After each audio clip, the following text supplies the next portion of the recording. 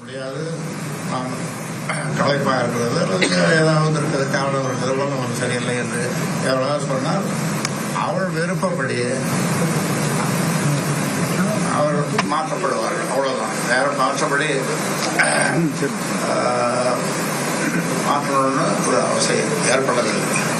Sir, வழக்கமா பிற கட்சியில பதவிக்காக கோஷ்டி பூசல் அடிக்கிறது வழக்கமான ஒரு விஷயம். ஆனா நம்ம கட்சியில பதவிக்காக கோஷ்டி பூசல் இருப்பது ஒரு வழக்கமான விஷயம். ஆனா முடியாது, களைப்பாக இருக்கிறது அல்லது ஏதாவது இருக்கிறது காரணம் இருக்கிறது ஒன்றும் சரியில்லை என்று எவ்வளவு சொன்னால் அவள் விருப்பப்படி அவர் மாற்றப்படுவார்கள். அவ்வளவுதான், வேற மாற்றப்படி மாற்றணும்னு ஒரு அவசியம் ஏற்படவில்லை. சார், வழக்கமா பிற கட்சியில பதவிக்காக கோஷ்டி பூசல் அடிக்கிறது வழக்கமான ஒரு விஷயம். ஆனா நம்ம கட்சியில பதவிக்காக கோஷ்டி பூசல் இருப்பது ஒரு வழக்கமான விஷயம். ஆனா பாட்டாளி மக்கள் கட்சியின் மாவட்ட செயலாளர் கூட்டம் டாக்டர் ராமதாஸ் தலைமையில் தாமதமாக தொடங்கிய போதிலும் குறிப்பிட்ட சிலர் மட்டுமே கலந்து கொண்டதால் அதற்கு விளக்கம் அளிக்கும் வகையில் தைலாபுரத்தில் டாக்டர் ராமதாஸ் பேட்டி எழுதியை நாம் இப்போது பார்த்தோம். அப்போது 216 நிர்வாகிகளுக்கும் அழைப்பு விடுத்தும் டாக்டர் அன்புமணி ராமதாஸுக்கும் அழைப்பு விடுக்கப்பட்டிருந்தது.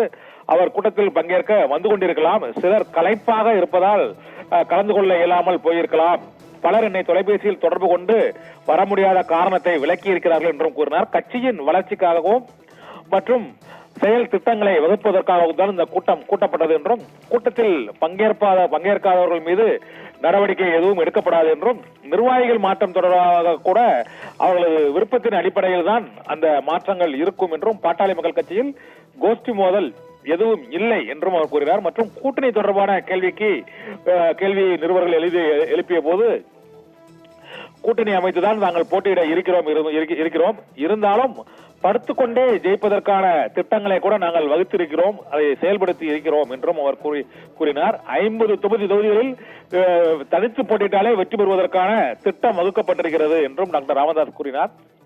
இதனால் இந்த பேட்டியில் அவர் ஆவேசமாகவோ காரசாரமாகவோ எந்த அறிவிப்பையும் அவர் வெளியிடவில்லை. இருந்த போதிலும் இந்த டாக்டர் ராமதாஸ் கூட்டியுள்ள இந்த மாவட்ட செயலாளர்கள் கூட்டத்தில் 200க்கும் மேற்பட்டோர் மாவட்ட செயலாளர்கள் நிர்வாகிகளாக இருக்கக்கூடிய நிலையில் அங்கு 15-20 பேர் மட்டுமே இந்த கூட்டத்தில் கலந்திருப்பது பாட்டாளி மக்கள் கட்சியில் அன்புமணி ராமதாசுக்கும் டாக்டர் ராமதாசுக்கும் இடையேயான மோதல் முற்றி இருக்கிறதா என்ற ஒரு சர்ச்சையை அரசியல் வட்டாரத்தில் எழுப்பியிருக்கிறது. இருந்த போதிலும் விழுப்புரம் தைலாபுரம் தோட்டத்தில் டாக்டர் ராமதாஸ் அந்த பேட்டியின் போது விமர்சன பூர்வமாக அவர் பெரிய கருத்துக்கள் எதுவும் அவர் கூறவில்லை. இருந்த போதிலும் இந்த கூட்டத்தில் அன்புமணி ராமதாஸே பங்கேற்காதது ஒரு சர்ச்சையை ஏற்படுத்தி இருக்கிறது. ஏற்கனவே அந்த கட்சியின் இளைஞரணி செயலாளர் முகுந்தன் பதவிக்கு அவரை நியமித்த போதும் அதை அன்புமணி ராமதாஸ் மேடையிலேயே புதுச்சேரியில் நடைபெற்ற இந்த செயற்குழு கூட்டத்தில் எதிர்த்ததிலிருந்து டாக்டர் ராமதாசுக்கும் அன்புமணி ராமதாசுக்கும் இடையேயான அந்த உரசல் நெருடல் தொடர்ந்து கொண்டுதான் இருக்கிறது. அவரிடம் டாக்டர் அன்புமணி ராமதாஸை ஏன் சித்திரை நிலவு மாநாட்டில் நீங்கள் பாராட்டவில்லை என்று செய்தியாளர்கள் கேள்வி எழுப்பியதற்கு அவரை செயல் தலைவர் அன்புமணி என்று நான் குறிப்பிட்டேனே என்று அவர் கூறியிருந்தார். இதனால் டாக்டர் அன்புமணி ராமதாஸை பொறுத்தவரை இந்த கூட்டத்தில் பங்கேற்காததும் இந்த கூட்டத்தில் பங்கேற்காத மாவட்ட செயலாளர்கள் அன்புமணி ராமதாஸின் ஆதரவாளர்களா என்ற கேள்வியும் டாக்டர் ராமதாஸை அந்த பெரும்பாலான நிர்வாகிகள் புறக்கணிக்கிறாரா என்ற சந்தேகமும் எழுந்துள்ளதை மறுக்க முடியாது. 2026 சட்டமன்ற தேர்தலில் பாரதிய ஜனதா கட்சி தலைமையிலான அந்த தேசிய ஜனநாயக கூட்டணியில் தொடர்கிறதா அல்லது கூட்டணி மாறி அவர்கள் தனித்து போட்டியிடுவார்களா அல்லது அவர்கள் அதிமுக பாஜக கூட்டணியிலிருந்து விலகுவார்களா என பல்வேறு சந்தேகங்கள் டாக்டர் ராமதாஸின் செயல்பாடுகள், பேச்சுக்கள், திடீர் ஆலோசனை கூட்டங்கள் மற்றும் அறிவிப்புகள், படுத்துக்கொண்டே 50 தொகுதிகளில் ஜெயிப்போம் என்று கூறியிருப்பது ஆகியவை தனித்து போட்டியிடப் போகிறாரா என்றெல்லாம் பல்வேறு கேள்விகளை எழுப்பியிருக்கிறது. அவருடைய வாக்கு சதவீதமும் அந்த 5-6% கூட்டணி வைத்தால் 3% குறைவதும், அதிக தொகுதிகளில் அவர்கள் வெற்றி பெற இயலாமல் செல்வதும், 30 தொகுதிகளில் போட்டியிட்டு அவர்கள் 20 தொகுதிகள் வரை வெற்றி பெற்ற கட்சி பாட்டாளி மக்கள் கட்சி.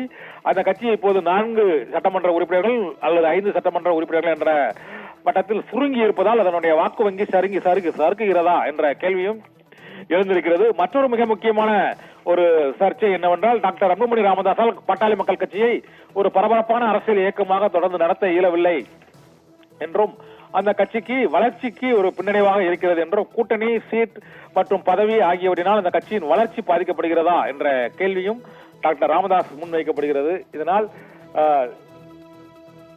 இந்த பேட்டியில் அவர் பேசும்போது சிங்கத்தின் கால்கள் பழுதுபட்டாலும் சீற்றம் குறைவதில்லை என்று அவருடைய வயது மற்றும் அவருடைய அந்த முதுமை ஆகியவற்றை குறிப்பிட்டு செய்தியாளர்கள் எழுப்பிய அந்த கேள்விக்கு அவர் குறைந்திருக்கிறார். ஆனால் சிங்கத்தின் கால்கள் பழுதுபடவில்லை என்றும் அவர் தெரிவித்திருக்கிறார். அண்மையில் அன்புமணியை தலைவர் பதவியிலிருந்து நீக்குவதாக அறிவித்த சூழ்நிலையில் இப்போது அது தொடர்பான பேச்சு மற்றும் கருத்து எதுவும் தெரிவிக்கவில்லை. இருந்த போதிலும் அவர் இந்த பேட்டியில் அன்புமணி ராமதாஸை எதுவும் விமர்சிக்கவில்லை. கட்சி நிர்வாகிகளையும் கடுமையாக அந்த சித்திரை மாநாடு முழு நிலவு மாநாட்டில் விமர்சித்ததை போல இங்கு எதுவும் விமர்சிக்கவில்லை. குறைவான எண்ணிக்கையில் அந்த மாவட்ட செயலாளர்கள் கலந்து கொண்ட போதிலும் கூட்டத்தை அன்புமணி ராமதாஸ் நடத்தி முடித்து இருக்கிறார் என்பதுதான் இந்த பேட்டியின் பின் நடைபெற்ற அந்த மிக முக்கியத்துவம் வாய்ந்த அரசியல் ரீதியாக பாட்டாளி மக்கள் கட்சியில் தொண்டர்களின் குழப்பத்திற்கு அளிக்கும் விடையாகவும் இந்த பேட்டி அமைந்திருக்கிறது. நிகிதா.